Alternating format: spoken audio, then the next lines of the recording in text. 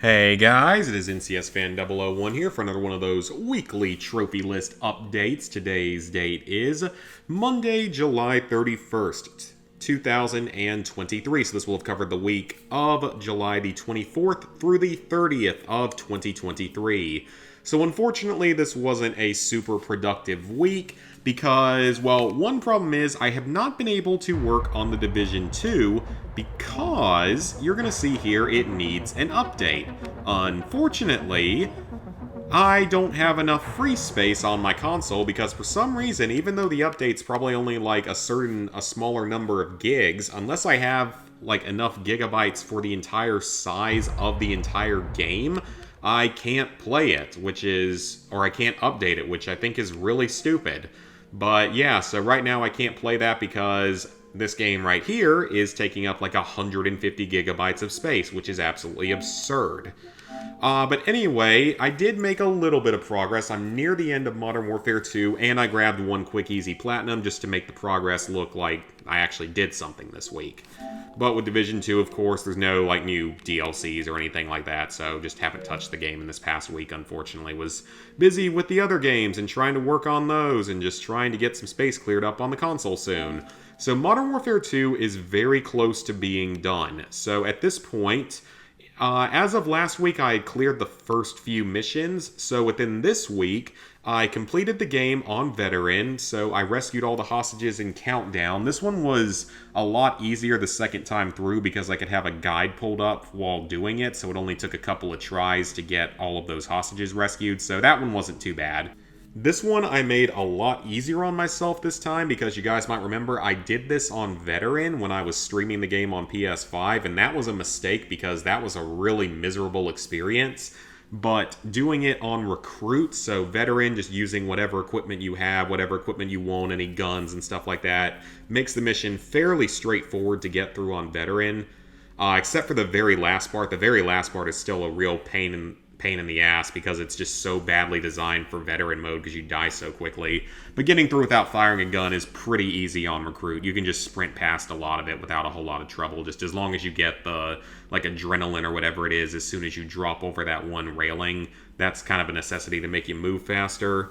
Then, let's see, yep, this was a new one. So, Violence and Timing, that is the vehicle mission where you're in the convoy or you're trying to take over the convoy. The trophy's fairly easy to get. There's 6 different types of vehicles. You have to get all 5, but if you die, it resets your progress to your last checkpoint. So, it still took a couple of tries, but wasn't too bad. Then I managed to do this one on Veteran this time. It's pretty easy to do even on Veteran because I don't think the enemies are all that much more perceptive on Veteran. So basically you just sneak around a certain path to get up to the rooftop and then climb down into the elevator. So that's the easiest way to do it. Then Dark Water, advance 90 meters without touching the front of the ship, or without touching the deck to the front of the ship. This one's pretty much impossible to do on Veteran. If you can do it on Veteran, I would be shocked.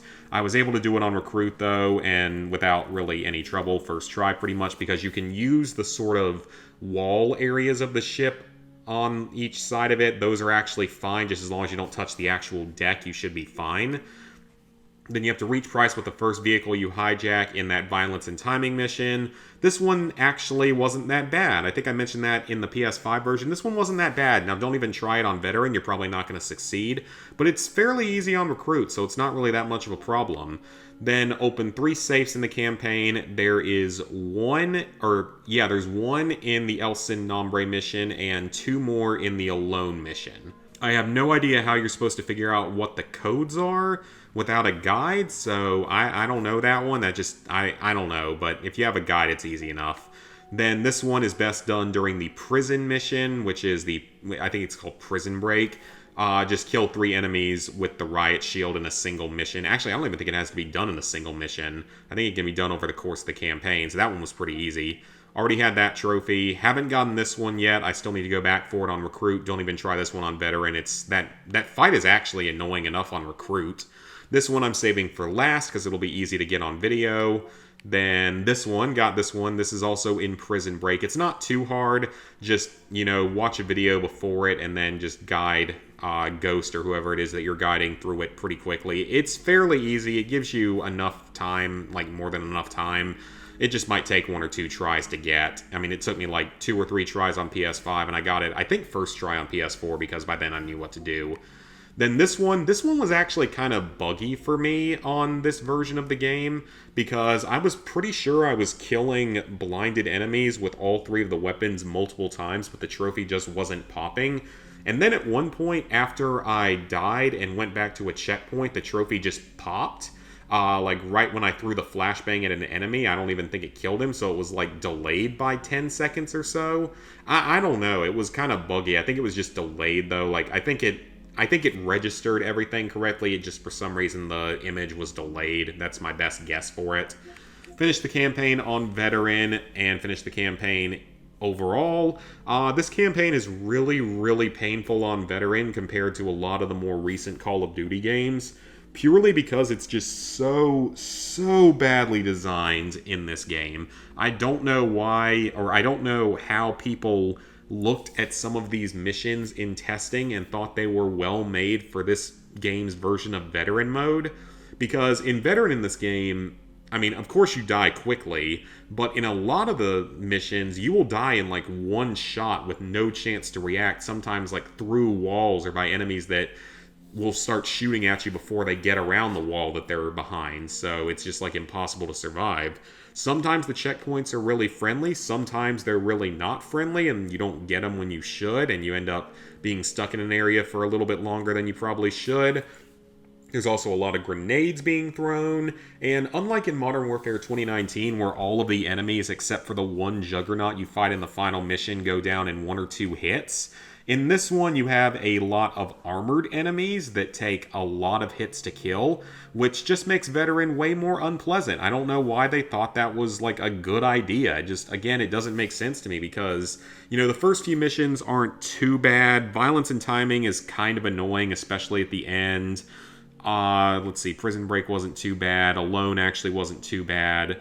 The next to last mission, Ghost in Training or whatever it's called, that mission is just like a major pain in the butt, just with some of the buildings you have to clear, and of course the tank battle at the end, because that's the kind of thing that makes sense for Call of Duty for some reason. I guess it kind of does, because they sometimes go off the wall like crazy sometimes. But like that one was bad. The very last mission has some annoying parts to it, especially the very end of it, where you have to deal with 2 enemies by doing a Last of Us style crafting section in the final part of the game, which just, again, is so just strange to me.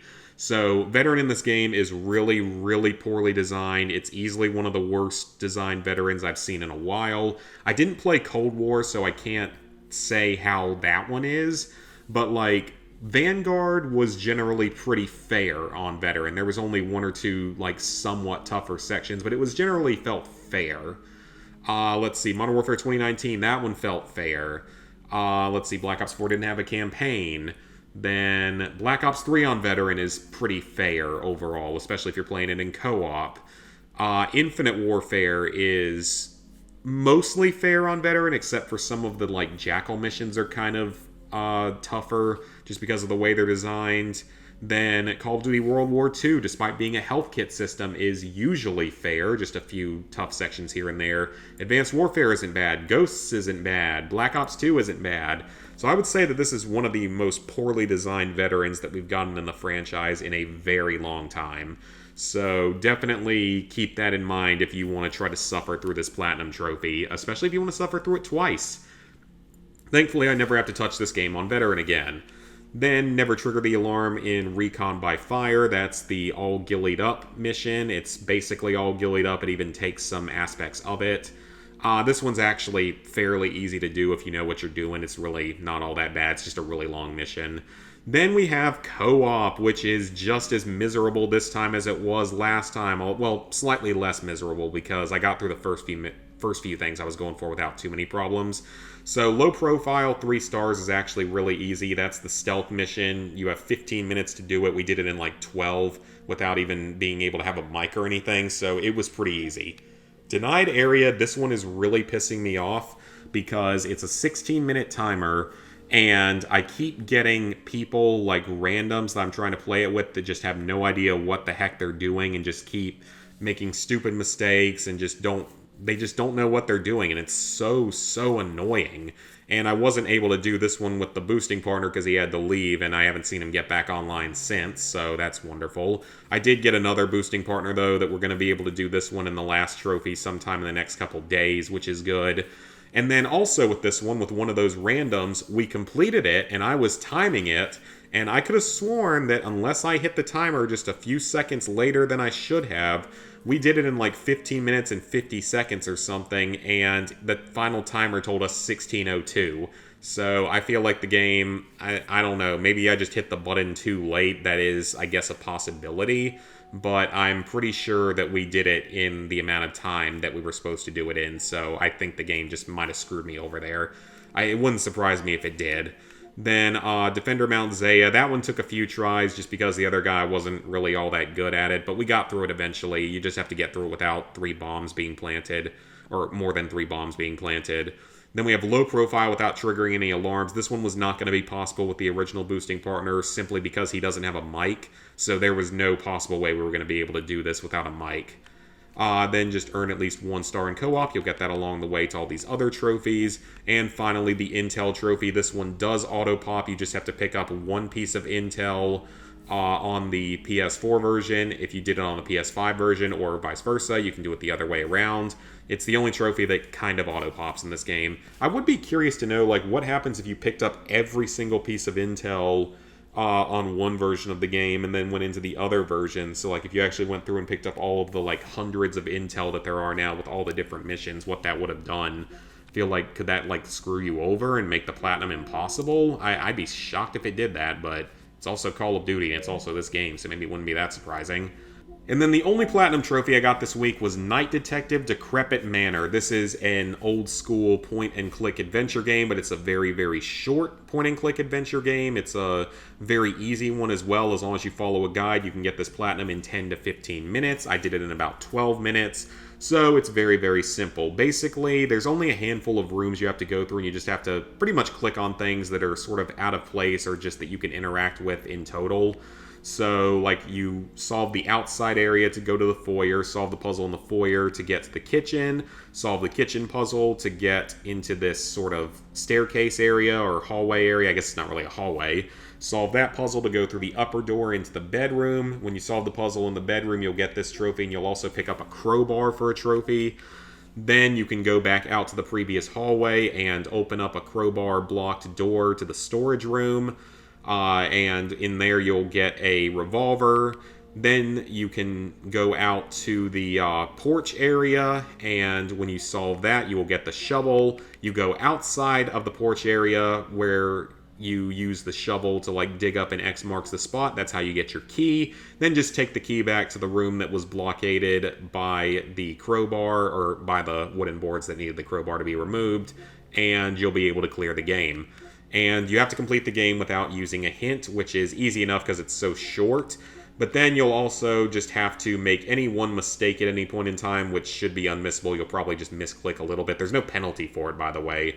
But you do also have to use a hint at one point, so it's best just to start a game, immediately make a mistake, and view your hint with triangle, and then quit the game and start a new game and just complete it without using a hint. That's the easiest way to do it. Then you have to complete all of the free play levels. There's 7 free play levels that you have to do, where you're basically just going in and just having to click on all of the interactable objects in each level. So the outside has about 10 things you have to click on, like lights and stars, pretty much anything you can click on. Then the foyer has like 12 or something. It's got pictures you have to click on, candles, lamps, and a few other things. Then there's the kitchen, which has maybe about 11 things. So it's like the fridge and freezer, and the burners on the stove, and the mouse hole, and a few other objects. Then the staircase is just all the story objects plus the lights. Then the bedroom is all the story objects plus a few lights plus 1 or 2 other objects, I believe.